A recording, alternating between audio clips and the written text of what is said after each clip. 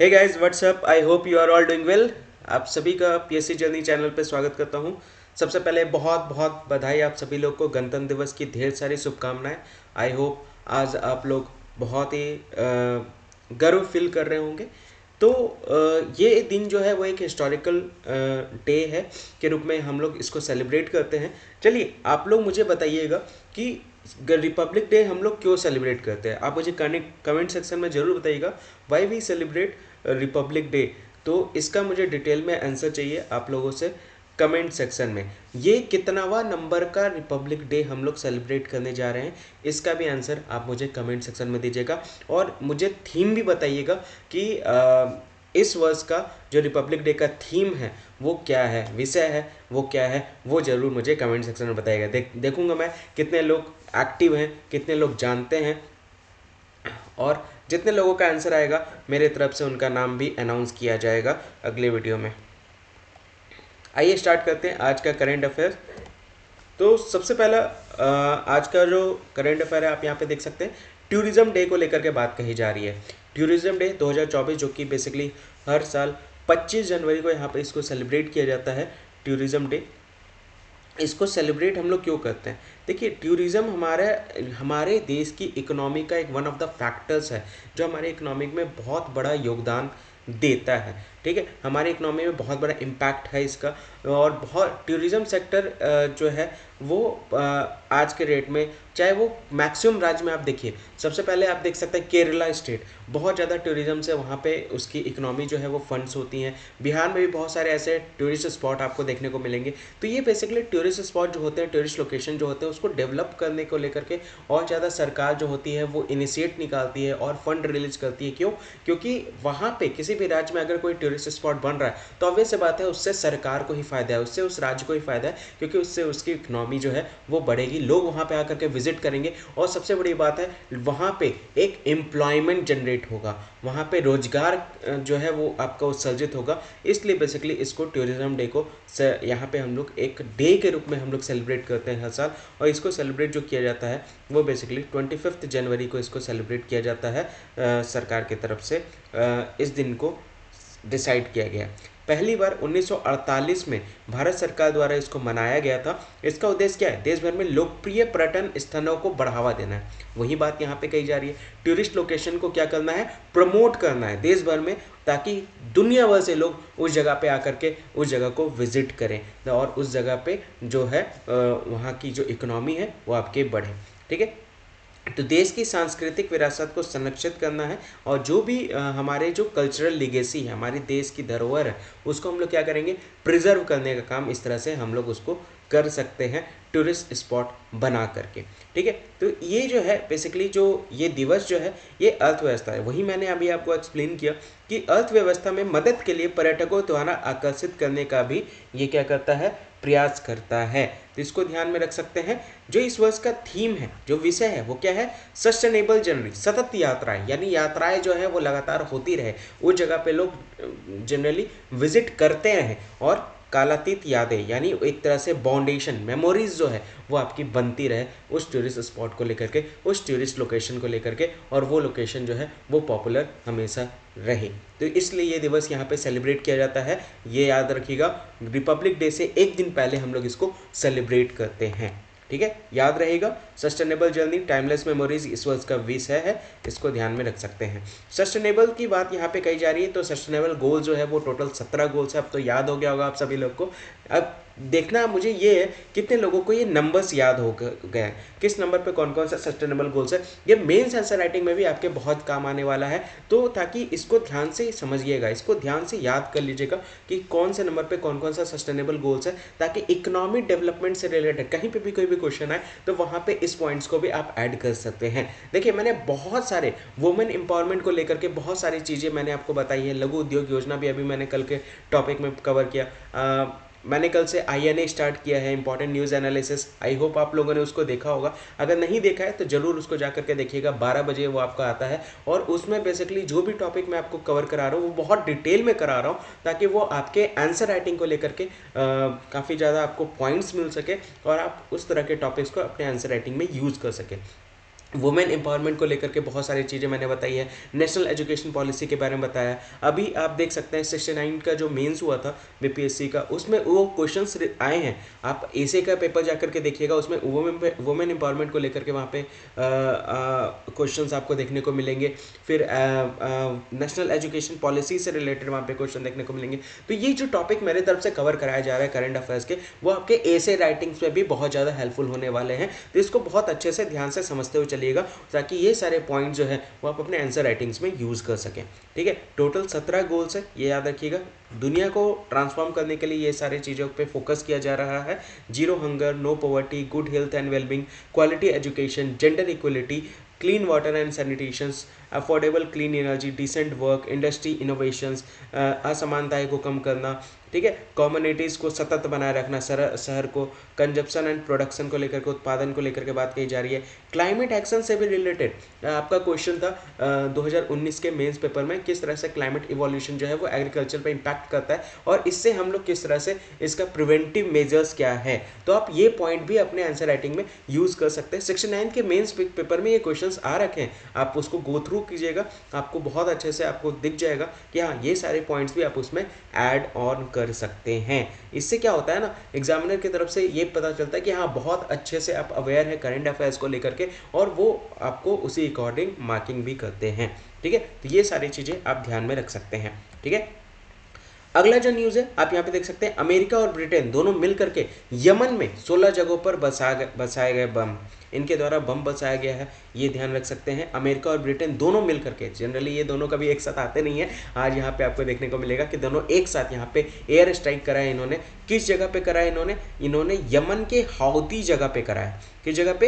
हाउदी जगह पे इन्होंने करा है, ये ध्यान रखिएगा। ये जो हमला किया गया है ये अंतर्राष्ट्रीय और वाणिज्यिक शिपिंग के साथ साथ, देखिए यहाँ पे गलती जो है वो आप देख सकते हैं यमन की तरफ से आपको यहाँ पे देखने को मिलेगा। हाउदी क्या करता है, हाउदी की तरफ से जितने भी शिपिंग्स जो होते हैं, जो उनके रास्ते से होकर के गुजरते हैं, जितने भी वेसल्स होते हैं, जितने भी जहाज होते हैं, वो क्या करता था, वहाँ पे उसको अटैक करता था। और इसी के वजह से यूएस और यूके मिल करके हाउदी के ऊपर एयर स्ट्राइक किए हैं, ताकि इस तरह की चीज़ें उनके तरफ से दोबारा रिपीट ना किया जा सके। क्योंकि जो बेसिकली यमन जो एरिया है, यमन जो कंट्री है, वहाँ से रेड सी होकर के गुजरता है, स्वेज कैनाल वहीं पे, स्वेज नहर वहीं पे है। और बेसिकली क्या है, जितने भी यूरोप के साथ ट्रेडिंग होती है, जो बेसिकली ट्रांसपोर्टेशंस होते हैं, वो स्वेज नहर से होकर के ही, लाल सागर से होकर के ही भारत आता है। तो उस जगह से जितने भी वेसल्स क्रॉस करते थे, ये हाउदी क्या करते थे, उस पर अटैक करते थे, जिसको लेकर के यूएस और यूके जो उसको लेकर के परेशान हो गए थे, और उन्होंने यहाँ पे एयर स्ट्राइक किया है हाउदी को लेकर, हाउदी में। ठीक है, हाउदीज के निरंतर हमलों के जवाब में 8 कोटी ठिकानों के खिलाफ थे। यहाँ पे ये जो स्ट्राइक जो यहाँ पे किया गया है, इसको सपोर्ट भी किया गया है। कौन कौन देशों के द्वारा सपोर्ट किया गया है? ऑस्ट्रेलिया हो गया, बहरीन हो गया, कनाडा हो गया, नीदरलैंड हो गया, ये समर्थन में आए हैं और बेसिकली इन्होंने साथ दिया है कि ये स्ट्राइक जो हुआ है बिल्कुल सही हुआ है। ठीक है, यहाँ पे टोटल 8 जो ठिकाने थे हाउदी के, जहाँ से वो टारगेट करते थे वेसल्स पे, जहाज़ों पर, लाल सागर पे जो नौसैनिक जहाज होते थे, उन 8 टारगेट पर यहाँ पे टारगेट किया गया है, एयर स्ट्राइक किया गया है और उनको नष्ट किया गया है। ठीक है, हाउदी क्या है? एक मिलिटेंट ग्रुप है। हाउदी एक उग्रवादी समूह है जो यहाँ पे सिविल वार, यहाँ पे एक दशक से यमन में गृह युद्ध यहाँ पे लड़ रहा है। तो हाउदी लोकेशन के जो 8 टारगेट है, जहाँ पे हाउदियों का जमावड़ा लगा रहता है, उस जगह पे ये बेसिकली एयर अटैक यहाँ पे किया गया है, एयर स्ट्राइक किया गया है यूएस और यूके के द्वारा। लोकेशंस की अगर हम लोग बात करें, आप यहाँ पे देख सकते हैं, थोड़ा सा आपको बहुत अच्छे से आप देख पा रहे होंगे, ये अरब सागर से हम लोग आए, अरब सागर इधर ओमान वगैरह से होकर के आ रहे हैं, ये गल्फ ऑफ आदेन है, याद रखिएगा, बहुत से लोग इसको भूल जाते हैं। गल्फ ऑफ आदेन याद रखिएगा, अरब सागर से होकर के ये बाब अल मंदाब है। ठीक है, लाल सागर हो गया, स्वेज नहर हो गया, यहाँ से आप देख सकते हैं, यहाँ से सारे जितने भी वेसल्स गुजरते थे, ये क्या करते थे, उस पर अटैक करते थे। ये जो लाल मार्क आप देख पा रहे हैं ना, ये लाल मार्क बेसिकली हाउदी का ठिकाना है। ठीक है, ये यमन का पूरा एरिया आप देख सकते हैं, यमन में ये वाला जो हिस्सा है, जो हाउदी का जो समूह जो बेसिकली यहाँ पे रहते हैं, और इन्हीं के द्वारा यहाँ पे जितने भी वेसल्स वगैरह नौसैनिक जहाज होते थे, उन पर अटैक किया जाता था। यही चीज़ को देख करके यूएस और यूके एक साथ आकर के इन ठिकानों पर उन्होंने एयर स्ट्राइक किया है। यहाँ पे आप देख सकते हैं हाउदी कंट्रोल्ड एरिया, आप यहाँ पे देख पा रहे होंगे, ये वाला जो मार्क किया हुआ है, ये हाउदी के द्वारा कंट्रोल किया गया है। यमन आप देख सकते हैं, आदेन आपको यहाँ पे देखने को मिलेगा। यमन जो है अपना बाउंड्री जो है वो सऊदी अरब और ओमान के साथ यहाँ पे शेयर करता है। लाल सागर आप देख पा रहे हैं, एरिट्रिया आपको यहाँ पे देखने को मिलेगा, ये एरिया जिबूटी कहलाता है, जिबूटी। इथोपिया आपको देखने को मिलेगा, यहाँ सोमालिया है। याद रहेगा, लोकेशन बहुत सिंपल है, इतना बार मैं आपको रिपीट कर दूंगा ये सारे लोकेशन कि इतने बार मैं आपको मैप दिखा दूंगा कि आपको ऑलरेडी ये ऑटोमेटिकली याद हो जाएगा। अगर आप वर्ल्ड मैप नहीं भी देख रहे हैं तो भी आपको हर एक लोकेशन का क्लियर रहेगा पिक्चर दिमाग में कि कौन से लोकेशंस की बात कही जा रही है और ये लोकेशन एक्चुअली में है कहाँ। तो बस ध्यान से रेगुलर बेसिस पे करंट अफेयर की क्लास में एक्टिव रहिए, तो आपको मैं सारी चीज़ें गारंटीड है, जितने भी लोग मेरे से पढ़े हैं उनको बहुत अच्छे से सारी चीज़ें याद हो जाती है। तो आपको बस कंटिन्यूटी मेंटेन रखनी है, गैप नहीं करना है, दोनों क्लासेस में आप बने रहिए और आपका करंट अफेयर स्ट्रॉन्ग कर दूंगा। मेंस आंसर राइटिंग के पॉइंट ऑफ व्यू से भी बहुत ज़्यादा आपका बहुत सारे पॉइंट्स आपको मिल जाएंगे कि आप करंट अफेयर्स का पार्ट वहाँ पे यूज़ कर सकते हैं, उन सारे पॉइंट्स को यूज़ कर सकते हैं अपने आंसर राइटिंग में मेंशन करने के लिए। ठीक है, आइए आगे बढ़ते हैं। अगला न्यूज़ देख सकते हैं, बहुत इंपॉर्टेंट न्यूज़ है। ये न्यूज़ है NATO, नाटो से लेकर के नॉर्थ अटलांटिक ट्रीटी ऑर्गेनाइजेशन की बात यहाँ पे कही जा रही है। यहाँ पे आप देख सकते हैं स्वीडन, स्वीडन क्या है, ये एक नया सदस्य यहाँ पे बनने जा रहा है नाटो का, और ये बेसिकली किसके द्वारा अप्रूव किया गया है, टर्की के द्वारा। यहाँ पे जो रुका हुआ था मेंबर टर्की, जो हाँ मैं नहीं पढ़ रहा था, आज इसने अप्रूवल दे दिया है मेंबरशिप को लेकर के। तो अब यहाँ पे देख सकते हैं टोटल नाटो का सदस्य में यहाँ पे स्वीडन भी यहाँ पे शामिल हो गया है, क्योंकि तुर्की ने उसकी सदस्यता की बोली को मंजूरी दे दी है। तुर्की के जो संसद ने स्वीडन की नाटो सदस्यता बोली को मंजूरी देने के पक्ष में 287-55 वोट दिए हैं। आप यहाँ पे देख सकते हैं 287 लोग हाँ, 55 लोग ना के फेवर में यहाँ पे वोट दिए थे नाटो मेंबरशिप के बोली में। प्रेसिडेंट अर्डोगेन जो है उन्होंने यहाँ पे शीघ्र ही इस विधेयक पर हस्ताक्षर कर इसे कानून बना दिया है, और यहाँ पे स्वीडन जो है अब वो नाटो को ज्वाइन कर रहा है। आप देख सकते हैं, तो ध्यान रखिएगा प्रीलिम्स के हिसाब से बहुत इंपॉर्टेंट न्यूज़ यहाँ पे आपके लिए बन जाता है कि रिसेंट में कौन सा नाटो मेंबर आपका बना है। तो याद रखिएगा स्वीडन की बात यहाँ पे कही जा रही है। जो महासचिव है नाटो के स्टोल्टनबर्ग ने हंगरी के त्वरित अनुसमर्थन की आशा करते हुए विकास का स्वागत किया है। देखिए, और जितने भी देश ऑब्वियसली बात है जुड़ेंगे नॉर्थ अटलांटिक ट्रीटी ऑर्गेनाइजेशन, तो एक तरह से वो सारे चीज़ें जो है वो डेवलपमेंट पर्पज से जुड़ेंगे। ठीक है, तो जितने भी जो बेसिकली हंगरी के जो रेटिफिकेशंस है या फिर जो बाल्टिक कोस्ट लाइन में जो बेसिकली जुरिडिक्शन रहता है, संपूर्ण बाल्टिक समुद्र तट को सुरक्षित हो जाएगा। तो आप देख सकते हैं बाल्टिक कोस्ट लाइन को स्ट्रॉन्ग बनाने के लिए, सिक्योर बनाने के लिए स्वीडन को यहाँ पे नाटो का मेंबर बनने के बाद ये और सिक्योर हो जाएगा। बाल्टिक जो कोस्ट लाइन है उसकी बात यहाँ पे कही जा रही है। ठीक है, ये ध्यान में रख सकते हैं। हम बात करते हैं स्वीडन की बात यहाँ पे कही जा रही है, तो स्वीडन देश जो है उसके बहुत सारे आपके आइलैंड्स आपको देखने को मिलेंगे, उसके अंदर बहुत सारे झील्स देखने को मिलेंगे। ठीक है, यहाँ पे बहुत सारे फॉरेस्ट भी आपको देखने को मिलेंगे, पहाड़ भी देखने को मिलेंगे। ठीक है, इसका जो कैपिटल है वो स्टॉकहोम है, कैपिटल स्टॉकहोम है, आप इसको ध्यान में रख सकते हैं। इसके अंदर खुद 14 आइलैंड है। ठीक है, 50 ब्रिज आपको इसके अंदर देखने को मिलेगा। ये बहुत अच्छा शहर भी माना जाता है। अगर मैं कार्बन इमिशन की बात करूं तो 3.41 मैट्रिक टन की बात कही जा रही है। भारत जीरो कार्बन इमिशन के ऊपर वर्क कर रहा है, ये याद रख सकते हैं। इलेक्ट्रिसिटी कंजप्शन की बात करें तो 13,480 है, इतना इंपॉर्टेंट नहीं है, ये सारी चीज़ ध्यान रखना। फर्टिलिटी रेट यहाँ पे देख सकते हैं 1.66 बर्थ पर वुमेन आपको यहाँ पे देखने को मिलेगा। जीडीपी ग्रोथ रेट आप देख सकते हैं 5.1% आपको यहाँ पे देखने को मिलेगा। और जीडीपी अगर मैं बात करूँ तो ये आज के रेट में यहाँ पे 63,566 करोड़ US डॉलर आपको 2021 के डेटाबेस के अकॉर्डिंग स्वीडन का है। स्टॉकहोम कैपिटल है, याद रखिएगा। ठीक है, अगर हम लोग नाटो की बात करें तो ये इंटर गवर्नमेंटल ऑर्गेनाइजेशन है। क्या है इसका full form? North Atlantic Treaty Organization की बात की जा रही है। ये एक एलियांस है, एलियांस समूह जिसको कहा जाता है, एक मिलिट्री एलियांस बनाया जा रहा है। टोटल कितने मेंबर स्टेट है? 31 मेंबर स्टेट है, जिसमें 29 जो है वो यूरोपियन के हैं और 2 जो है वो नॉर्थ अमेरिकन के हैं। इसकी स्थापना जो की गई थी वो किसके द्वारा की गई थी? United States, United Kingdom, France, Italy, Canada, इन सब के द्वारा इसकी स्थापना की गई थी। और इसकी स्थापना जो हुई थी वो 4 अप्रैल 1949 को हुई थी। यहाँ का इसकी स्थापना जो है वो कहाँ पे हुई थी? वाशिंगटन DC में हुई थी, जो कि कहाँ पे है? यूनाइटेड स्टेट्स में है। ठीक है, ये स्थापना यहाँ पे हुआ था और इसका हेड क्वार्टर जो है वो बेसिकली ब्रुसेल्स में है, जो कि बेल्जियम में पड़ता है। क्लियर हो गया? समझ आ गया? आइए आगे बढ़ते हैं अगले न्यूज़ की तरफ। अगले न्यूज़ को कवर करने के पहले मैप तो रह ही गया। मैप कैसे भूल सकते हैं हम लोग मैप।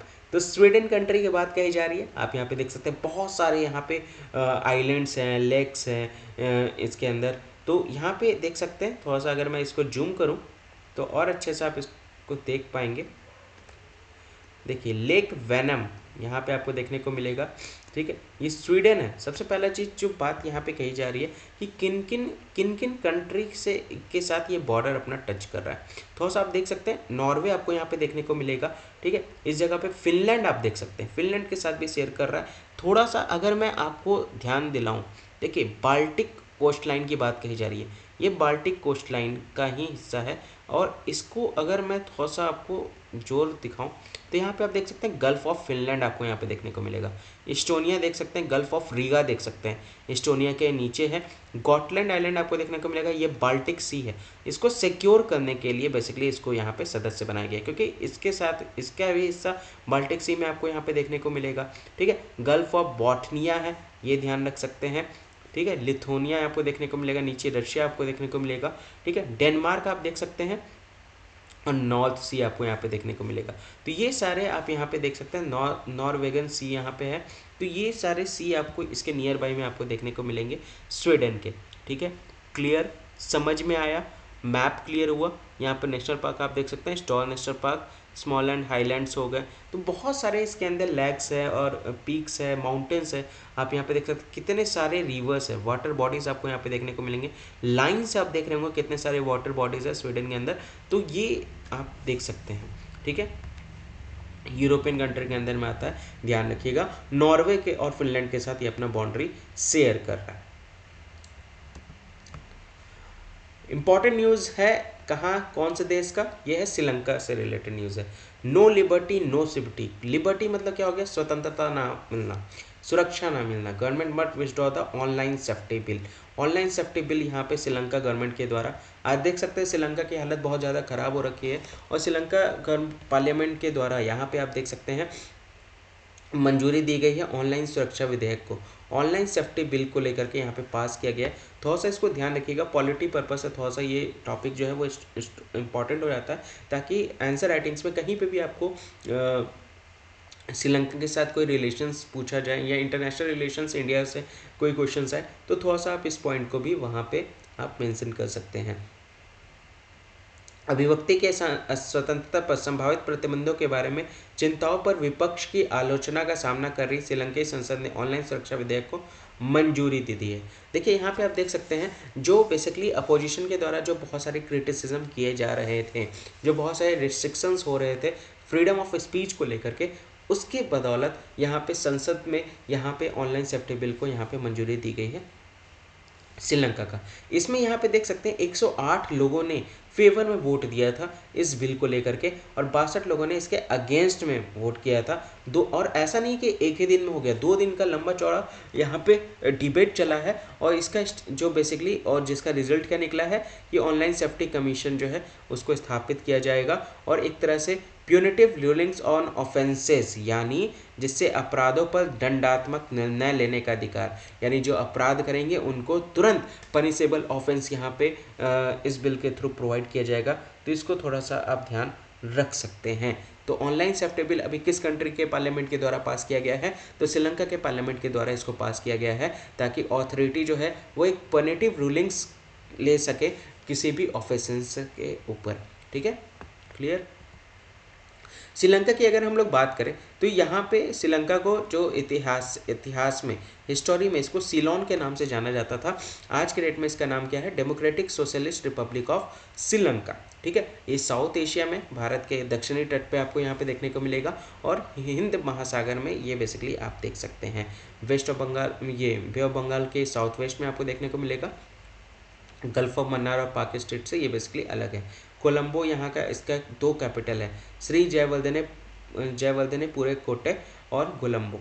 करेंसी यहाँ श्रीलंकन रुपी है।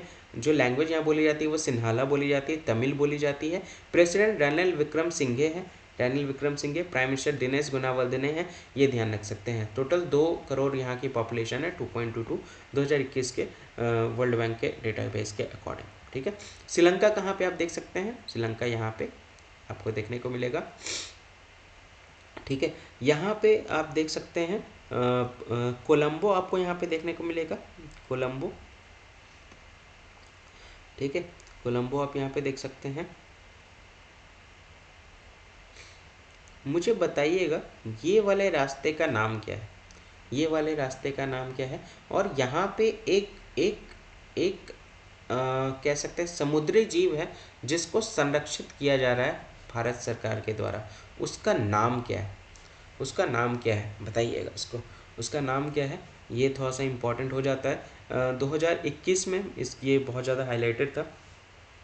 इस जगह पे एक समुद्री जीव है जिसको प्रिजर्व किया जा रहा है इंडियन गवर्नमेंट की तरफ से, उसका नाम क्या है। देखते कितने लोग एक्टिव हैं करंट अफेयर्स को लेकर के, कितने लोगों को याद आ रहा है, इनका नाम बताना आपको। जितने लोग जो बता देंगे ना, मैं मान जाऊंगा कि उनको बहुत अच्छे से पता है, ठीक है। और ये वाला जो पार्ट है, इस वाले पार्ट को किस नाम से जाना, देखिए 3 क्वेश्चन मैंने पूछ दिया।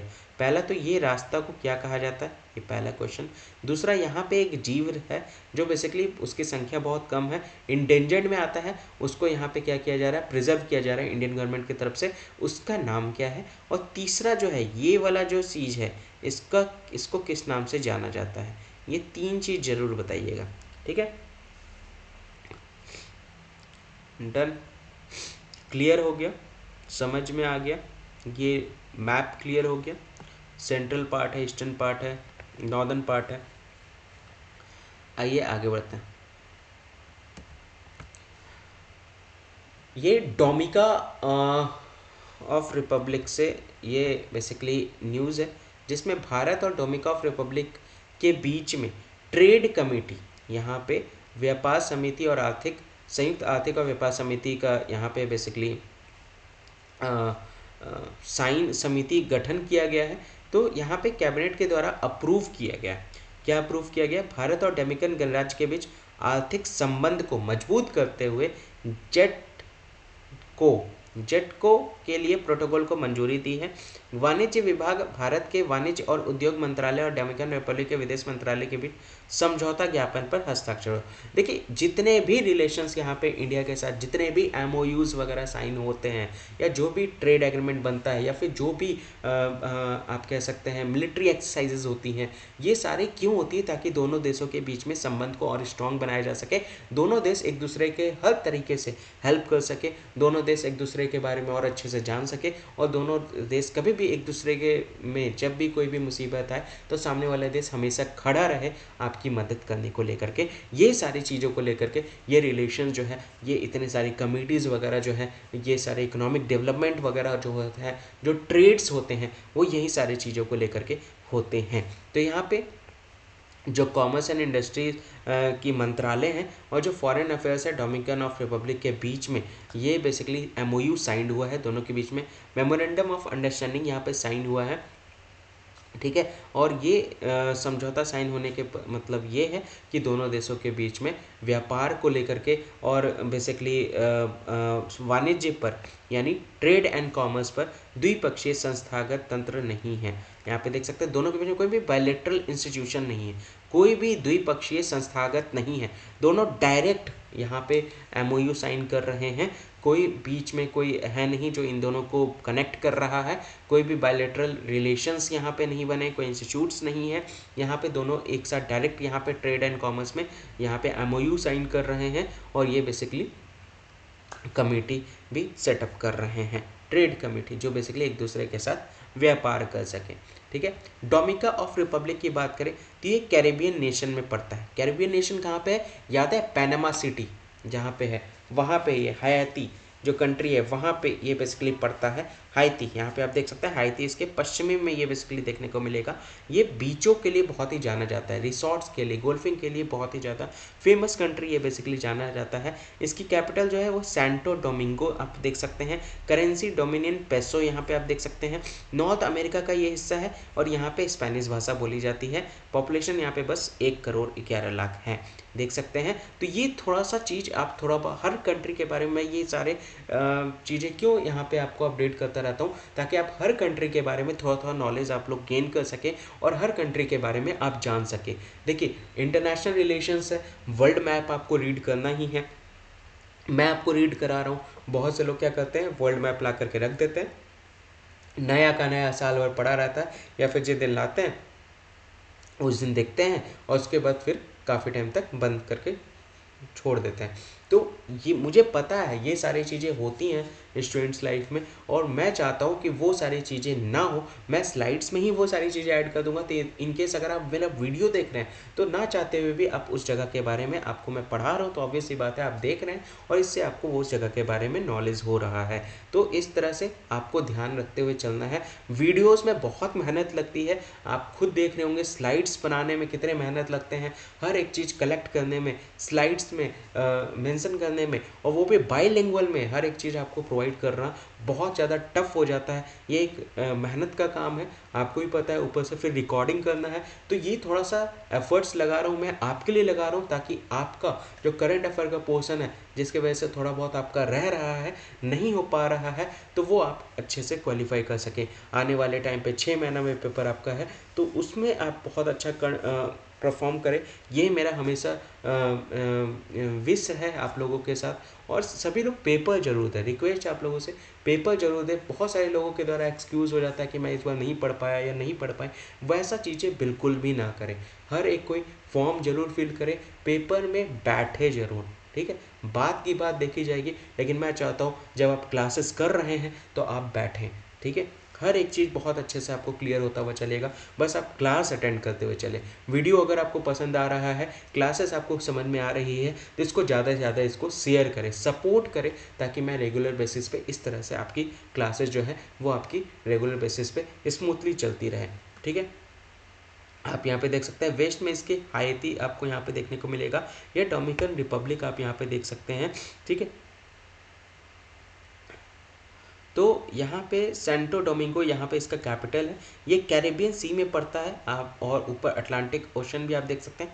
क्यूबा आपको यहाँ पे देखने को मिलेगा। अगर मैं थोड़ा सा जूम करूँ, आप यहाँ पे देख सकते हैं ये है पैनामा सिटी, ठीक है। ये वाला हिस्सा जो आप देख पा रहे हैं ये फ्लोरिडा का है। यहीं से जितने भी सैटेलाइट्स वगैरह लॉन्च होते हैं, रॉकेट लॉन्च होते हैं, रॉकेट पर सैटेलाइट, यहीं से अमेरिका यहीं से इसको लॉन्च करता है, फ्लोरिडा से, ठीक है। चलिए आपका अगला क्वेश्चन जो है, कितनावा क्वेश्चन आपसे पूछ लिया मैंने, इधर 3 क्वेश्चन पूछा ना, चौथा क्वेश्चन मुझे बताइए कि जो स्पेस सेंटर है उसका नाम क्या है। अमेरिका का जो स्पेस सेंटर है उसका नाम क्या है, ये पैनामा सिटी आप देख सकते हैं। अगला जो न्यूज़ है मलेरिया वैक्सीन से रिलेटेड न्यूज़ है, जो कि अभी एक कंट्री के द्वारा निकाला गया है। चलिए यहाँ से भी एक क्वेश्चन मैं आपको देखते हैं कि मेरी क्लासेस करेंगे तो ऐसे सिर्फ क्लास करने नहीं दूंगा मैं, क्वेश्चन पे क्वेश्चन, इतने सारे क्वेश्चन पूछ दूंगा आपसे कि उसका आंसर आप उसको दीजिए, है ना। बिना आंसर के मैं आप लोग को रहने नहीं दूंगा बढ़ चढ़ के भाग लीजिए। आंसर आप लोग की तरफ से बहुत कम आ रहे हैं, कल भी बहुत कम आंसर आया है, तो आंसर दीजिए आप लोग, रिक्वेस्ट है आप लोगों से, आंसर आप लोग देते हुए चलिए। कल वाला जो भी वीडियो था जो उसमें भी बहुत कम आंसर आए, जो आंसर आए हैं वो बेसिकली प्रिया सिंह के द्वारा आंसर आया। देखिए मैं नाम भी ले लेता हूँ ताकि आप लोग को एक तरह से इंकरेजमेंट मिले। कृष्ण मोहन के द्वारा आंसर आए हैं, तो ये लोग जो हैं वो बेसिकली बढ़ चढ़ करके हिस्सा ले रहे हैं। आप भी बढ़ चढ़ करके हिस्सा ले, आंसर दे कमेंट सेक्शन में, ताकि आपका नाम भी अगले वीडियो में मैं ले सकूं, ठीक है। फिर यही दोनों जो हैं वो बेसिकली आंसर कर रहे हैं, अभी लास्ट वीडियो में इनके द्वारा आंसर किया गया। अब मैं चाहता हूँ कि सब लोग इसका आंसर करें।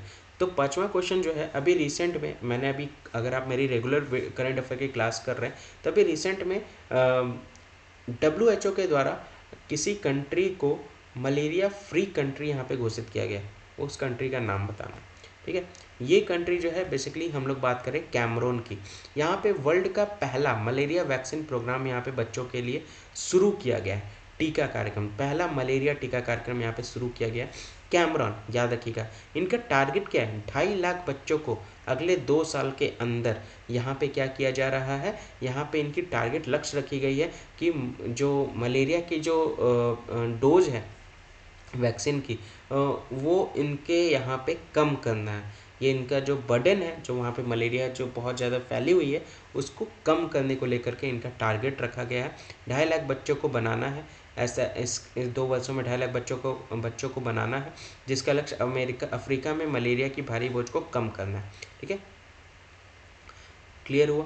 अब यहाँ पे इस वैक्सीन का नाम क्या है? मॉस्क्विरिक्स, याद रहेगा, मॉस्क्विरिक्स याद रखिएगा इसको।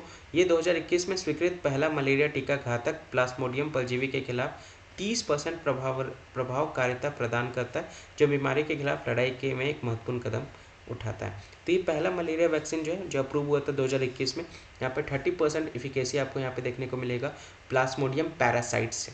ठीक है, एक क्रूशियल स्टेप है इस बीमारी से लड़ने के लिए। तो यहाँ पे देख सकते हैं, यहाँ पे मलेरिया वैक्सीन प्रोग्राम इनके द्वारा लॉन्च किया गया है, ताकि 2 साल तक 2 वर्षों में 2.5 लाख बच्चों को ये बेसिकली जो बर्डन है मलेरिया का जो अफ्रीका में, उसको कम करने को लेकर के ये टारगेट रखा गया है इस प्रोग्राम के तहत। कैमरून का है, गल्फ ऑफ गुइना, आप यहाँ पे देख सकते हैं, सेंट्रल अफ्रीका कंट्री में ये बेसिकली स्थित है। और यहाँ पे जो इसका कैपिटल है वो है याउंडे। याउंडे, यहाँ के प्रेसिडेंट जो है पॉल बिया है, याद रखिएगा। प्राइम मिनिस्टर जो है वो जोसेफ नगुटे हैं। ऑफिशियल लैंग्वेज की बात करूँ तो यहाँ फ्रेंच और इंग्लिश दोनों बोली जाती है। पॉपुलेशन 2.72 करोड़ यहाँ पे देखने को मिलेगा। और सेंट्रल अफ्रीकन CFA फ्रांस, यहाँ पे ये इसकी करेंसी आप यहाँ पे देख सकते हैं। बिगेस्ट सिटी यहाँ का याउंडे ही है, जो यहाँ का कैपिटल है। सी पोर्ट डाउला यहाँ पे आप देख सकते हैं। ये इको टूरिज्म साइट्स यहाँ पे बहुत सारे हैं, बीच रिसोर्ट्स वगैरह बहुत देखने को मिलेंगे। क्रीबी टूरिस्ट स्पॉट यहाँ पे आपको देखने को मिलेगा। वाटरफॉल्स आप देख सकते हैं, च्यूट्स दे ला लॉब जो है, जो बेसिकली डायरेक्ट ये समुद्र में जाकर के मिलता है। लिम्बे भी देख सकते हैं, लिम्बे वाइल्ड लाइफ सेंटर हाउस भी यहाँ पे आप देख सकते हैं। तो ये सारी चीज़ें कैमरून की फेमस है, प्रसिद्ध जगह है, जो बहुत ज़्यादा फेमस है, और टूरिज्म स्पॉट आप यहाँ पे कह सकते हैं कैमरून का, ये सारे हैं। याउंडे याद रहेगा, यहाँ के प्रेसिडेंट पॉल बिया है, जोसेफ नगुटे हैं, ये ध्यान रखते चलेगा। कहाँ पे ये लाइक करता है? सेंट्रल अफ्रीका में लाइक करता है। नाइजीरिया टॉप में आपको देखने को मिलेगा, चार्ट देखने को मिलेगा, सेंट्रल अफ्रीकन रिपब्लिक देखने को मिलेगा, नाइजर देख सकते हैं, गाबोन देख सकते हैं, रिपब्लिक ऑफ कॉन्गो देख सकते हैं, और ये देख सकते हैं यहाँ पे, ये सारे आप देख सकते हैं यहाँ पे, ये सी एरिया में यहीं पे बहुत सारे वाटरफॉल्स आपको यहाँ पे देखने को मिलेंगे। ठीक है, याउंडे यहाँ का सबसे बड़ा शहर है, आप यहाँ पे देख सकते हैं। सेंटर वाला जो प्रांत है वहाँ पे ये आपका स्थित है। इधर डोला ब्यूआ वगैरह जो है बहुत ज़्यादा फेमस है, लिम्बे वगैरह, यहीं पे रिसोर्ट्स वगैरह जो है, टूरिस्ट स्पॉट जो है वो यहीं पे आपको देखने को मिलेंगे। ठीक है, चलिए आगे बढ़ते हैं अगले न्यूज़ की तरफ। यहाँ पे देख सकते हैं विवेक भारद्वाज के द्वारा यहाँ पे पंचायत रूरल ट्रांसफॉर्म स्टेप्स यहाँ पे लिए गए हैं। विवेक भारद्वाज के द्वारा इनॉग्रेट यहाँ पे किया गया है राष्ट्रीय वर्कशॉप। ठीक है, बेसिकली राष्ट्रीय कार्यशाला का उद्घाटन इनके द्वारा किया गया है, पंचायत डिवोल्यूशंस को लेकर के, हस्तांतरण को लेकर के। चलिए, पंचायत से मुझे याद आया, चलिए क्वेश्चन कीजिएगा मुझे, आप लोग का ना इतना स्ट्रॉन्ग कर दूंगा ना मैं, हर एक स्टैटिक पोर्शन, करंट अफेयर तो स्ट्रॉन्ग कर ही रहा हूँ, स्टैटिक पोर्शन भी मैं आपका स्ट्रॉन्ग करता हुआ चलूँगा। मुझे बताइएगा, पंचायती राज इंस्टीट्यूशन जो है भारत के संविधान में किस भाग में इसके बारे में जिक्र किया गया है? किस भाग में जिक्र किया गया है? फिर आप मुझे बताइएगा किस अनुच्छेद में इसके बारे में जिक्र किया गया है? अनुच्छेद मुझे बताइएगा। फिर मुझे बताइएगा किस संवैधानिक संशोधन के तहत इसको हमारे संविधान में जोड़ा गया था और किस वर्ष जोड़ा गया था। इतने सारे क्वेश्चन मैंने दिए हैं पंचायती राज एवोल्यूशन से। ठीक है, पंचायती राज सिस्टम है, जरूर मुझे बताइएगा किस भाग में, किस पार्ट में इसको मेंशन है हमारे संविधान में, किस अनुच्छेद में इसके बारे में जिक्र किया गया है, आर्टिकल्स बताना है, किस संवैधानिक संशोधन यानी कॉन्स्टिट्यूशनल अमेंडमेंट के तहत इसको हमारे संविधान में जोड़ा गया था और किस वर्ष इसको जोड़ा गया था। ये सारी चीज़ें आपको बतानी हैं, पूरा रिवीजन करा दूंगा मैं, टेंशन मत लीजिए। तो सचिव विवेक भारद्वाज ने गोवा में पंचायतों को हस्तांतरण पर 2 दिवसीय राष्ट्रीय सलाहकार कार्यशाला का उद्घाटन किया है। देश के निर्माण के लिए ग्रामीण स्वशासन में पंचायतों की अपार क्षमता पर यहाँ पे जोर दिया है। तो सेल्फ गवर्नेंस की बात यहाँ पे कही जा रही है। देखिए, पंचायती राज इंस्टीट्यूशन क्यों बात कही जा रही है, क्योंकि लोकल सेल्फ गवर्नमेंट को स्ट्रॉन्ग करने की बात यहाँ पे कही जा रही है। इतने सारे जो स्टेप्स लिए जा रहे हैं ताकि जो ग्राउंड लेवल पे जो गवर्नेंस है उसको और स्ट्रॉन्ग किया जा सके। देखिए, कहते हैं ना कि कोई भी चीज़, कोई भी जगह उसकी नींव से जुड़ी होती है। अगर नींव स्ट्रांग नहीं है तो वो जगह भी ज़्यादा टाइम तक नहीं उस जगह पे रह सकता, ढह जाएगा। तो बेस स्ट्रॉन्ग करना बहुत ज़्यादा ज़रूरी है। वैसे ही हमारी कंट्री में जो हमारी ग्राउंड लेवल पे जो चीज़ें हैं, जो रूरल एरियाज़ हैं, वहाँ पे गवर्नेंस को बहुत स्ट्रॉन्ग होना पड़ेगा, वहाँ पे एक्टिव होना पड़ेगा, और वहाँ पे लोकल और वहाँ पे डेवलपमेंट तभी हो पाएगा जब वहाँ के लोगों पे वहीं कहीं किसी लोगों को वो बेसिकली पावर मिले। तो वही लोग जानते हैं ग्राउंड लेवल पे किस तरह से चीज़ों को स्ट्रॉन्ग किया जा सकेगा और किस तरह से डेवलप किया जा सकेगा। गांधी जी के द्वारा भी तो कहा जाता था कि भारत की जो आत्मा है वो कहाँ बसती है, गाँव में बसती है। तो हमें गाँव को और ज़्यादा डेवलप करने की ज़रूरत है। उसके लिए लोकल सेल्फ गवर्नमेंट को वहाँ पे सेटअप करने की ज़रूरत है, जहाँ पे इसीलिए पंचायती राज को हमारे संविधान में ऐड किया गया था। ठीक है, इसके बारे में हमारे चलिए एक और क्वेश्चन बताइएगा मुझे कि पंचायती राज इंस्टीट्यूशन हमारे संविधान के किस आर्टिकल के अंदर इसके बारे में महात्मा गांधी ने जिक्र किया था। ठीक है, चलिए वो भी बताइएगा। यहाँ पे इसका भारतीय लोक प्रशासन संस्थान द्वारा पंचायती राज मंत्रालय के सहयोग से इसको किया जाता है, मिनिस्टर ऑफ पंचायती राज। चलिए एक और क्वेश्चन, पंचायत राज के मंत्री कौन है, पंचायती राज मंत्री कौन है, वो आपको बताना है, मिनिस्टर का नाम बताना है। ठीक है, ज़्यादा क्वेश्चंस तो नहीं दे रहा हूँ। चलिए इसी बहाने आप लोग इनकेस नहीं आएगा तो सर्च कीजिएगा, और सर्च कीजिएगा तो विश्वास मानिए, अगर आप कोई भी चीज़ सर्च कीजिएगा तो वो चीज़ें आप उसको अच्छे से पढ़िएगा और वो चीज़ें आपको लंबे समय तक याद रहेगी। युवा संगम की बात कही जा रही है, तीसरा युवा संगम जो कि IIT गुवाहाटी जो है वहाँ पे उसका तीसरा फेज़ के यहाँ पे होस्ट किया गया है। गुवाहाटी यहाँ पे सक्सेसफुली एक भारत श्रेष्ठ भारत को बढ़ावा देने के लिए पहल युवा संगम के तीसरे चरण का सफलतापूर्वक आयोजन किया। यहाँ पे देख सकते हैं, यहाँ पे प्रमोट किया जा रहा है। IIT गुवाहाटी जो है एक भारत श्रेष्ठ भारत को यहाँ पे प्रमोट कर रहा है। मिनिस्ट्री ऑफ एजुकेशन की तरफ से ये सारी चीज़ें की जा रही है। एक भारत श्रेष्ठ भारत है ना, वसुदैव कुटुंबकम याद है ना।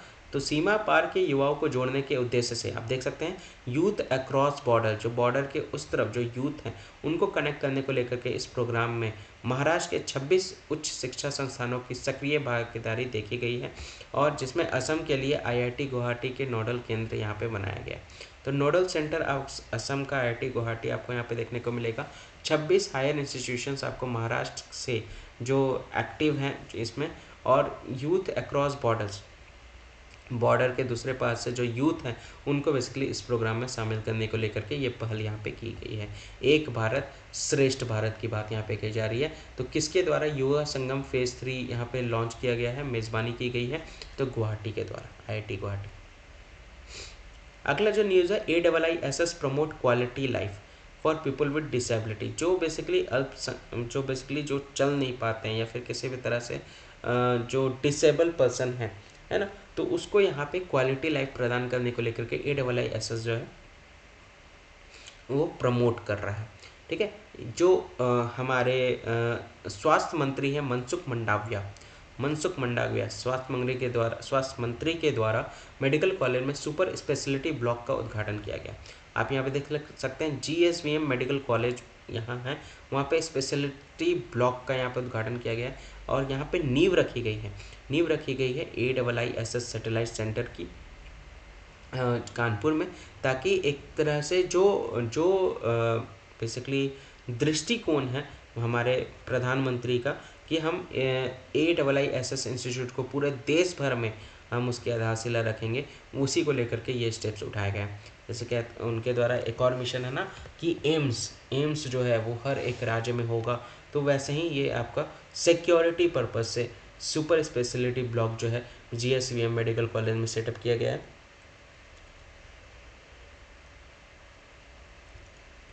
ठीक है, तो मिनिस्टर जो है मंत्री क्षेत्रीय स्तर पर विशेष स्वास्थ्य देखभाल के प्रावधान के माध्यम से लोगों के लिए संसाधनों की बचत को महत्व पर जोर देते हैं।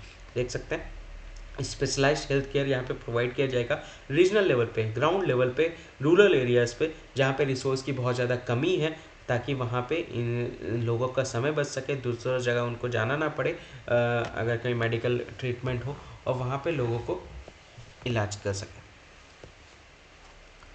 ठीक है, आगे बढ़ते हैं। कानपुर की बात कही जा रही है ना, कानपुर आप यहाँ पे देख सकते हैं, कानपुर, ठीक है। लखनऊ देखने को मिलेगा, अयोध्या आज के डेट में तो बहुत ज़्यादा हाईलाइटेड टॉपिक है।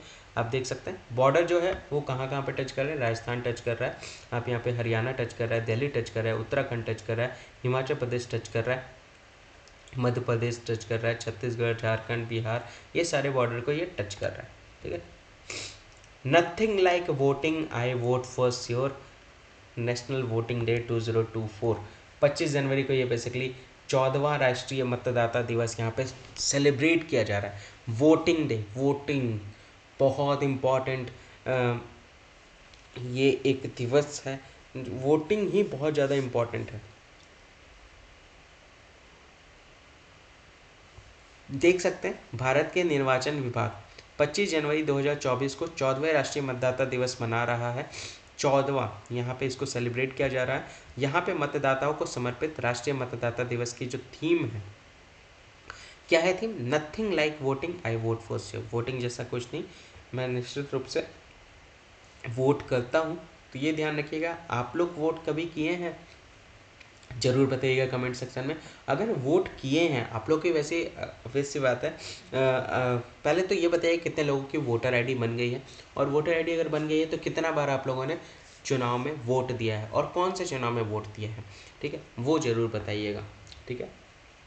विधानसभा के कि लोकसभा के, है ना, तो वो जरूर बताइएगा कितने लोगों ने और कितने बार आप लोगों ने वोट दिया है, ठीक है। ये भी आप मुझे बताइए कितने लोगों का वोटर आईडी बन गया है और कितने लोगों, और वो अपना एक्सपीरियंस बताइएगा कि हाँ, कि आपका एक्सपीरियंस कैसा रहा है वोट करने को लेकर के। आप जब पहली बार जब वोटिंग में देने गए थे तो वो ज़रूर एक्सपीरियंस शेयर कीजिएगा। मैं देखना चाहता हूँ कि आप लोग कैसा मतलब एक्सपीरियंस करते हैं। जैसे इस तरह से अगर आपसे पूछा जाएगा या बताया जाएगा या आपको कहीं लिखने दिया जाएगा कि how was your first experience while going for voting, तो जब आप वोट देने जा रहे थे उस समय आपका कैसा एक्सपीरियंस रहा है उसको साझा कीजिए शब्दों में।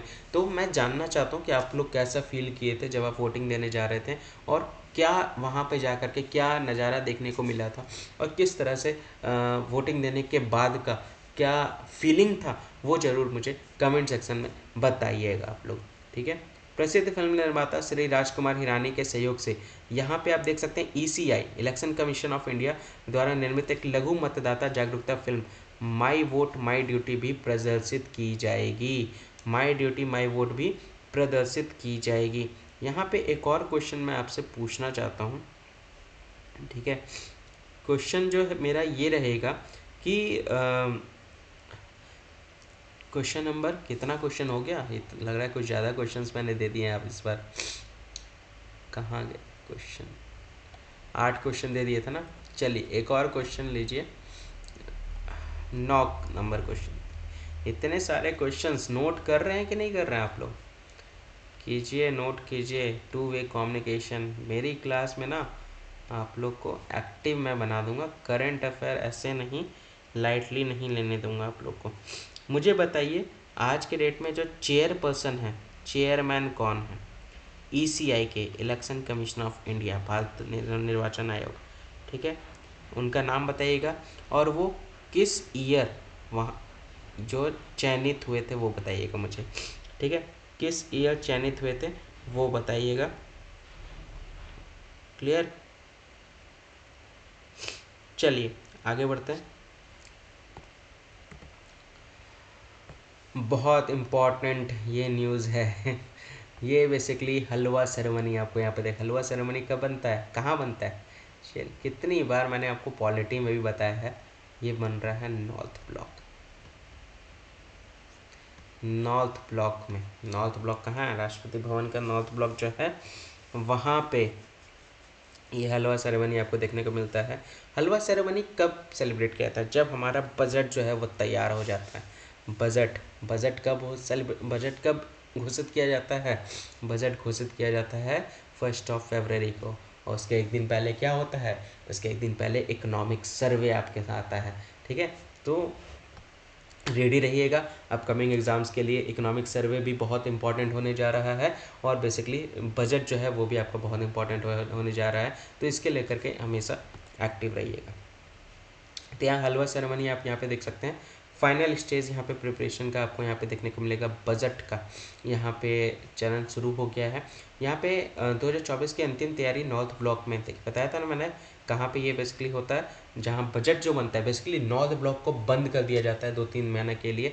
जितने लोग अंदर है वो अंदर ही रहते हैं, कोई बाहर से अंदर नहीं जाता, या फिर मतलब कुछ ही लोग जो है जिनको एक्सेस मिलता है बाहर से अंदर, जो मेन लोग होते हैं, और अंदर से लेकिन कोई भी बाहर नहीं आता है। वो बजट में तैयार होने में उनको मतलब वहाँ पे रखा जाता है, क्योंकि एक भी इंफॉर्मेशन अगर बाहर आ गई तो समझ सकते हैं बहुत बड़ा ड्रास्टिक चेंज हो जाता है, हो जाएगा, बहुत चीज़ें सही नहीं होंगी, क्योंकि बजट बन रहा है, देश का बजट बहुत बड़ी बात है, और वो चीज़ें जो है उस चीज़ को आउट ना हो सके, इसलिए लोगों को अंदर ही रखा जाता है। पारंपरिक हलवा समारोह के साथ शुरू यहाँ पे हुआ है।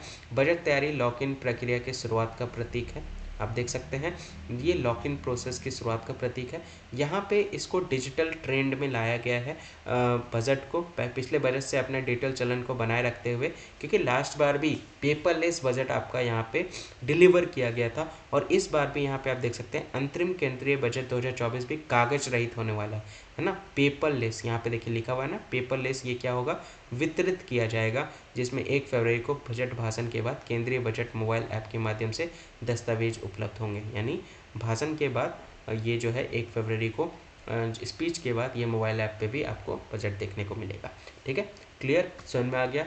बजट बहुत इंपॉर्टेंट होगा, कवर कराऊंगा मैं वो भी। बहुत इंपॉर्टेंट पर्सनालिटी है लंदन में, बेसिकली इनको freedom of the city of the London award यहाँ पे इनको मिला है। अजित मिश्रा की बात यहाँ पे कही जा रही है। ठीक है, ये भारत में ही जन्मे हैं, ये लॉयर हैं अजित मिश्रा, जिनको freedom of city of London का अवार्ड यहाँ दिया गया है, क्योंकि लीगल और पब्लिक लाइफ में इन्होंने बहुत ही अहम भूमिका निभाई है। ठीक है, कानूनी और सार्वजनिक जीवन में उनके महत्वपूर्ण योगदान यहाँ पे हुए हैं। यहाँ पे यूके इंडिया लीगल पार्टनरशिप के संस्थापक भी हैं, और यहाँ पे इनको मिश्रा को 23 जनवरी को इस पुरस्कार से सम्मानित किया गया है।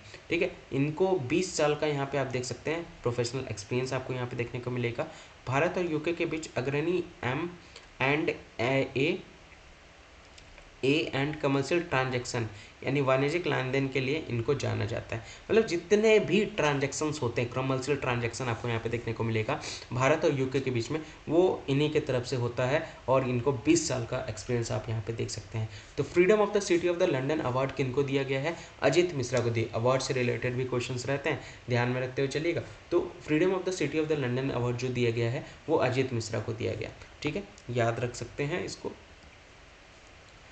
इनको तो बहुत अच्छे से आप लोग जानते होंगे, सूर्य कुमार यादव जी हैं ये, और ये बेसिकली इनको T20 player of the year का अवार्ड यहाँ पे इनको दिया गया है। ठीक है, क्विज़ भी मैं आपको देता हूँ यूट्यूब चैनल पे, आपको क्विज़ भी आपको देखने को मिलेगा। टेलीग्राम पे अगर आप नहीं जुड़े हैं तो टेलीग्राम पे भी मैं डेली बेसिस का 10 क्विज़ देता हूँ, और आपको स्कोर भी मैं शेयर करने के लिए एक वो भी देता हूँ, ताकि आप अपना स्कोर्स वहाँ पे आप बता सकें कि कितना क्वेश्चंस आपने सही किए हैं। तो इससे क्या होता है ना, इससे आपको पता चलता है कि आपको कितना मेहनत करने की ज़रूरत है। तो जेन्युइन आंसर देते हुए चलिएगा कि कितना आप स्कोर वहाँ पे कर रहे हैं। तो यहाँ पे बेसिकली इनको याद रखिएगा, दूसरे साल इनको T20 player of the year के पुरस्कार से इनको सम्मानित किया गया है। ठीक है, क्योंकि इनके द्वारा एक्सेप्शनल परफॉर्मेंस जो है वो दिया गया था क्रिकेट में। आईसीसी ने T20 क्रिकेट में यादव को भारत के मध्य क्रम की रीढ़ यानी backbone of the India middle order, यानी बीच में इन बेसिकली ओपनिंग नहीं करते हैं, ये मिडिल ऑर्डर में आते हैं, और बहुत अच्छा बेसिकली परफॉर्म करके भारत के लिए करते हैं। ठीक है, तो ये बहुत महत्वपूर्ण रोल रहता है इनका, मिडिल ऑर्डर में आते हैं ये बैट्समैन बैटिंग करने के लिए, और ये प्रतिष्ठित पुरस्कार को अर्जित करने में उनके निरंतर योगदान, भारत को जीत दिलाने में योगदान का स्वीकार इनको किया गया है। ठीक है, भारत को विक्ट्रीज बहुत बार इन्होंने दिलाई है अपने एफर्टलेस कंट्रीब्यूशन करके, तो उसी को लेकर के ICC T20 player of the year का अवार्ड इन्हीं को दिया गया। ये काफ़ी ओल्ड एज पर्सन है, और इनकी उम्र के हिसाब से इन्होंने अभी रोहान बोपने इन्होंने इतिहास रच दिया है। यहाँ पे वर्ल्ड नंबर 1 बन गए हैं 43 साल की उम्र में सबसे उम्र दराज पुरुष युगल पुरुष विश्व नंबर 1 बन करके उभर करके आए हैं। ठीक है, भारतीय टेनिस खिलाड़ी रोहन बोपन्ना ने ऑस्ट्रेलिया के मैथ्यू एबडेन के साथ मिलकर पुरुष युगल रैंकिंग की बात यहाँ पे कही जा रही है, मेंस डबल रैंकिंग की बात यहाँ पे कही जा रही है, हासिल किया है इन्होंने। किसके साथ मिलकर के? यहाँ पे ऑस्ट्रेलिया के मैथ्यू एबडेन के साथ मिलकर के क्या उपलब्धि हासिल करने में सबसे उम्रदराज खिलाड़ी भी बन गए। तो 43 साल की उम्र में इन्होंने world number 1 men's double ranking में हासिल किया है। बोपन्ना और एबडेन दोनों ने ये पोजीशन हासिल किया है किसको हरा करके? अर्जेंटीना के ड्यू मैक्सिमो गोंजालेस और एंड्रेस मोल्टेनी को हटा करके ऑस्ट्रेलिया ओपन जो हुआ था क्वार्टर फाइनल में, वहाँ पे इनको हरा करके ये बेसिकली नंबर 1 जगह जो है वो हासिल कर ली है। ठीक है, याद रखिएगा, रोहन बोपन्ना भारत के हैं, ध्यान रख सकते हैं। ये थोड़ा सा उतना इम्पोर्टेंट नहीं है लेकिन फिर भी ध्यान में रख सकते हैं। रांधवा ये पहले इंडियन बने जो सीनियर यूरो क्यू स्कूल जीते हैं। 14वां एडिशन यहाँ पे आपको देखने को मिलेगा all India police commando competition का, जो कि Andhra Pradesh police Greyhounds training facility जो विशाखापट्टनम में हुई थी, उनमें ये बेसिकली पहले इंडियन थे जिन्होंने ये टूर्नामेंट जीता है। ये कमिश्नर ऑफ पुलिस है Ravishankar. The event draws elite commanders versus 16 राज्यों के जो कमांडिंग ऑफिसर्स वगैरह है वो इसमें हिस्सा लिए थे और इन्होंने जीत हासिल की। 50 साल के होने के बाद भी रंधवा जो है वो सीनियर टूर पर डेब्यू किया है। इन्होंने सीनियर टूर पर इन्होंने यूरोप में डेब्यू किया था और यहाँ पे इन्होंने पहले इंडियन है जो ये बेसिकली जीते हैं, सीनियर यूरो क्वार्टर स्कूल। ठीक है, विशाखापट्टनम आप यहाँ पे देख सकते हैं, विशाखापट्टनम आपको यहाँ पे देखने को मिलेगा इस जगह पे। ठीक है, छत्तीसगढ़, उड़ीसा, तेलंगाना, कर्नाटका, तमिलनाडु, इन सारे राज्यों के साथ बेसिकली ये बाउंड्री टच करता है।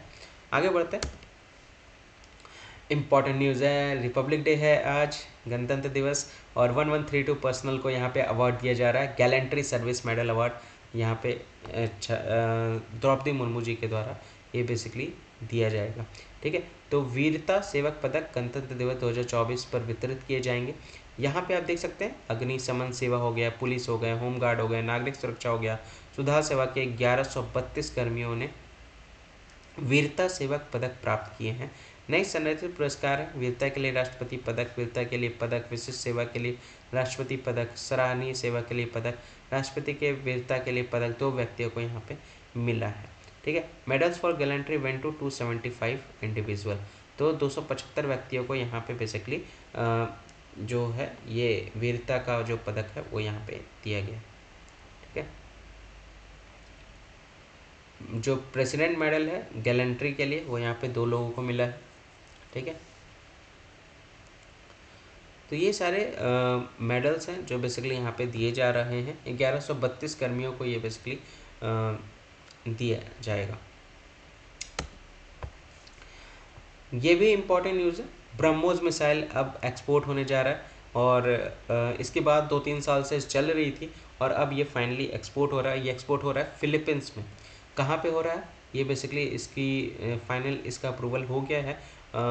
क्रूज़ मिसाइल जो है अब निर्यात होने को तैयार है और यहाँ पे आप देख सकते हैं ये जो एक्सपोर्ट होगा ब्रह्मोस मिसाइल 10 दिन के अंदर ये एक्सपोर्ट होगा और ये कहाँ पे एक्सपोर्ट होगा? फिलीपींस में होगा, यानी मार्च 2024 यहाँ पे हो जाएगा। ये DRDO के chairman doctor Sameer V Kamat के द्वारा ये बात कही जा रही है। ठीक है, ब्रह्मोस फिलीपींस को 375 मिलियन अमेरिकी डॉलर मूल्य का ब्रह्मोस निर्यात, यहाँ पे देख सकते हैं $, 375 मिलियन डॉलर के वैल्यू पे ब्रह्मोस जो है वो एक्सपोर्ट किया जा रहा है फिलीपींस में। इंडिया का सबसे इम्पॉर्टेंट, ये भारत का अब तक का सबसे महत्वपूर्ण रक्षा निर्यात यहाँ पे आपको देखने को मिलेगा, डिफेंस एक्सपोर्ट यहाँ पे देखने को मिलेगा जो अब तक फॉरेन कंट्री के साथ हुआ है, उनमें से ये सबसे महत्वपूर्ण ये निर्यात है। ठीक है, एक्सपोर्ट है ब्रह्मोस मिसाइल का फिलीपींस में। फिलीपींस की बात यहाँ पे कही जा रही है। आप देख सकते हैं ये फिलीपींस जो है वो साउथ चाइना सी में आपको इधर देखने को मिलेगा, फिलीपींस इधर देखने को मिलेगा। लजन स्ट्रेट आप देख सकते हैं ऊपर में है लजन स्ट्रेट और इधर है सुलूसी, नीचे है सेलेप्सी, ध्यान रख सकते हैं सुलूसी सेलेप्सी आपको यहाँ देखने को मिलेगा। मनीला आप यहाँ पे देख सकते हैं, मनीला यहाँ पे कैपिटल है। मलेशिया आपको नीचे देखने को मिलेगा दक्षिण हिस्सा में। तो ये सारे लोकेशन जो है वो थोड़ा सा आप ध्यान रख सकते हैं। ठीक है, आगे बढ़ते हैं अगले न्यूज़ की तरफ। 14वां नेशनल वोटर्स डे हुआ है और उसमें यहाँ पे प्रेसिडेंट जी के द्वारा यहाँ पे सम्मानित किया जा रहा है उन लोगों को जो बेसिकली इलेक्शंस में महत्वपूर्ण योगदान देते हैं। इलेक्शन में जो प्रेजेंट करते हैं, इलेक्टोरल सर्विसेज प्रैक्टिस जो करते हैं, उनको यहाँ पे अवार्ड यहाँ पे दिया जा रहा है। तो बेसिकली चुनाव आयोग ने वोटिंग जैसा कुछ नहीं, मैं निश्चित रूप से वोट करता हूँ। यहाँ पे आप देख सकते हैं nothing like voting, I vote for sure. ये बेसिकली जो थीम है इस वर्ष का नेशनल वोटिंग डे का, वो यहाँ पे इलेक्शन कमीशन जो है वो सेलिब्रेट कर रहा है। और यहाँ पे राष्ट्रपति नई दिल्ली में चुनावों के दौरान उनके असाधारण आचरण यानी जो एक्सेप्शनल कंडक्ट कराए जाते हैं इलेक्शन में उन लोगों के द्वारा जो बेसिकली इलेक्शंस कंडक्ट कराते हैं, उनको यहाँ पे अवार्ड दिया जा रहा है। सर्वश्रेष्ठ चुनावी अभ्यास पुरस्कार 2023 जो है वो द्रौपदी मुर्मू जी के द्वारा दिया जा रहा है। मतदाता जागरूकता बढ़ाने के लिए सरकारी विभागों और मीडिया संगठनों जैसे महत्वपूर्ण योगदानकर्ताओं को ये पुरस्कार जो है वो प्रदान किए गए हैं। आप यहाँ पे देख सकते हैं जो सिग्निफिकेंट कंट्रीब्यूशन अपना देते हैं गवर्नमेंट डिपार्टमेंट में, लाइक जैसे मीडिया ऑर्गेनाइजेशन में, ताकि वोटिंग अवेयरनेस किया जा सके और स्ट्रॉन्ग हो सके, उन लोगों को ये बेसिकली सम्मानित किया गया है इस पुरस्कार से। ठीक है, ये भी इम्पोर्टेंट न्यूज़ है। चलिए इनका नाम तो मैं अभी बता देता हूँ, इनका नाम आप मुझे बताइए कौन है ये, इनका नाम आप मुझे बताइए, किस पोजीशन पे है ये मुझे बताइए, क्या रैंक है इनका, कितनावे नंबर के हैं ये मुझे बताइए, और किस डेट को वो इस पोस्ट पे चयनित हुए थे ये बताइए। क्या नाम है इनका, किस पोस्ट पे है, क्या रैंक है इनका, मतलब कितनावे नंबर के ये इस पोस्ट पे हैं, और किस डेट को ये चयनित हुए थे, यानी ये इस पोस्ट पे इनको सेलेक्ट किया गया था। ठीक है, वो आप मुझे बताइएगा। ये बेसिकली इनको सुप्रीम कोर्ट जज के रूप में इनको सेलेक्ट किया गया, यहाँ पे शपथ ग्रहण किया गया है प्रसन्ना बालचंद्रा, यहाँ पे आप देख सकते हैं वर्ले। ठीक है, तो जस्टिस प्रसन्ना बालचंद्र वर्ले की सुप्रीम कोर्ट में नियुक्ति से बेंच में दलित प्रतिनिधित्व बढ़कर 3 हो गया है। आप देख सकते हैं दलित रिप्रेजेंटेशन, इनको इनका शपथ लेने के बाद सुप्रीम कोर्ट में जो दलित देख सकते हैं प्रतिनिधित्व है वो बढ़ करके अब 3 हो गए हैं। जस्टिस वरला जो है वो chief justice of Karnataka high court के थे सुप्रीम कोर्ट में इंटर होने से पहले, यानी अब तक वो जो थे वो चीफ जस्टिस थे कर्नाटका हाई कोर्ट के, अब वो सुप्रीम कोर्ट के जज हो गए हैं। ठीक है, अब यहाँ पे chief justice of the high court जो इन्होंने सर्व किया है, ये यहाँ पे 15 अक्टूबर 2022 से इस न्यायालय के मुख्य न्यायाधीश के रूप में इन्होंने कार्य किया है। तो अभी रिसेंट में सुप्रीम कोर्ट के जज के रूप में किन्होंने शपथ ली, जस्टिस प्रसन्ना बालचंद्रा। ठीक है, इनका मुझे नाम चाहिए, ये मैं देखता हूँ आप लोगों को कितना याद है इनके बारे में। ठीक है, तो ये था आज का पूरा करंट अफेयर। आई होप आपको ये वीडियो पसंद आया होगा। वीडियो अगर आपको पसंद आ रहा है तो वीडियो को लाइक ज़रूर कर दीजिएगा, इसको ज़्यादा से ज़्यादा शेयर करिए, इस फैमिली को और बड़ा बनाइए। आपके लिए इतनी मेहनत यहाँ पे कर रहा हूँ, देख सकते हैं स्लाइड्स में कितने चीज़ें आपको मेंशन करके मैं आपको दे रहा हूँ। पीडीएफ्स आपको टेलीग्राम पे मिल ही जा रहे होंगे, है ना। ये फैमिली आप ही की है, इस फैमिली को जितना बड़ा बनाइएगा परिवार उतना बड़ा होता चलेगा। तो फैमिली को थोड़ा सा ग्रो कीजिए, सपोर्ट कीजिए, शेयर कीजिए ज़्यादा से ज़्यादा, सभी फ्रेंड्स को इनवाइट कीजिए। करेंट अफेयर अगर आपको लग रहा है कि आपके लिए ये यूज़फुल है तो ही आप ये सारी चीज़ें कीजिए। ठीक है, अगर आपको इससे बेनिफिट्स मिल रहा है, और अगर नहीं आपको लग रहा है कोई चीज़ की कमी है आपके तरफ से, अगर लग रहा है कि इसमें और कुछ होना चाहिए, तो वो भी मुझे आप यहाँ पे मेल पे आप मुझे कर सकते हैं कि सर आपके तरफ से ये चीज़ें तो ठीक है, अब ये चीज़ें और होती तो और अच्छा रहता। तो मैं कोशिश करूँगा उस तरह की चीज़ें भी आपके तरफ से जो चीज़ें आए वो मैं इंक्लूड करूँ। मुझे मेल कीजिए अगर किसी भी तरह का कोई भी कमी आपको लग रही है तो। वीडियो को शेयर कीजिए ज़्यादातर अपने दोस्तों के साथ, ताकि वो लोग भी इसका फ़ायदा उठा सके, उनको भी अच्छे से समझ में आ सके। देखिए, मिल करके सारी चीज़ों को, ये जो ज्ञान है जितना इसको शेयर कीजिएगा ना उतना अच्छा, उतना बढ़ेगा। चीज़ों को पढ़ाइए, अगर आप किसी को पढ़ा रहे हैं, ये चीज़ें पढ़ करके अगर आपको कुछ नॉलेज हो रहा है और अगर आप किसी को गाइड करते हैं तो वो भी बहुत अच्छी बात है, वो भी बहुत अच्छी बात यहाँ पे आप देख सकते हैं। क्विज़ मैं इतना देता हूँ आप लोग को टेलीग्राम पे, उस क्विज़ में बढ़ चढ़ करके भाग लीजिए, इसको ज़रूर शेयर किया कीजिए ताकि मैं भी देख सकूँ कितने लोग कितने क्वेश्चंस को सही कर पा रहे हैं, है ना। टेलीग्राम पे अगर आप नहीं जुड़े हैं तो ये टेलीग्राम पे आप जुड़ जाइएगा। यूट्यूब चैनल पे भी बहुत सारे क्विज़ेज़ मैं देता हूँ, तो उसको भी आप लोग अटैम्प्ट करें। विथ एक्सप्लेनेशन भी आपको नीचे में मिल जाता होगा जब आप आंसर देते होंगे तो इसको बढ़ चढ़ कर भाग लीजिए। सब्सक्राइब नहीं किया है तो सब्सक्राइब कर लीजिएगा, बेल आइकन पे क्लिक कर लीजिएगा, तो इससे क्या होगा, जब भी कोई वीडियो आएगा उसका नोटिफिकेशन आपको पहले से मिल जाएगा। कोई लिंक अगर मिलता है क्लास के पहले तो वहाँ पे नोटिफाई मी का ऑप्शन आता है, उस पर भी आप क्लिक कर लीजिएगा, तो जैसे वीडियो लाइव आएगा तो फिर आपको उसके बारे में पता चल जाएगा। आज वैसे भी बहुत इंपॉर्टेंट दिन है, गणतंत्र दिवस के बारे में मैंने आपको लोग को लिखने दिया है। देखते हैं कितने लोग कितने अच्छे अच्छे से उसको एक्सप्लेन करते हैं। और जितने लोग लिखेंगे मैं उनका नाम वीडियो में ज़रूर लूँगा अगले दिन। तो आप लोगों को लगता होगा कि मैं कमेंट नहीं पढ़ता, कमेंट मैं पढ़ता हूँ हर एक लोगों का, तभी तो मैं आप लोगों को बताता हूँ कि किन किन लोगों ने आंसर किया। तो बढ़ चढ़ करके भाग लीजिए कमेंट सेक्शन में और वीडियो को लाइक ज़रूर कर दीजिएगा। आज के लिए बस इतना ही। Thank you everyone.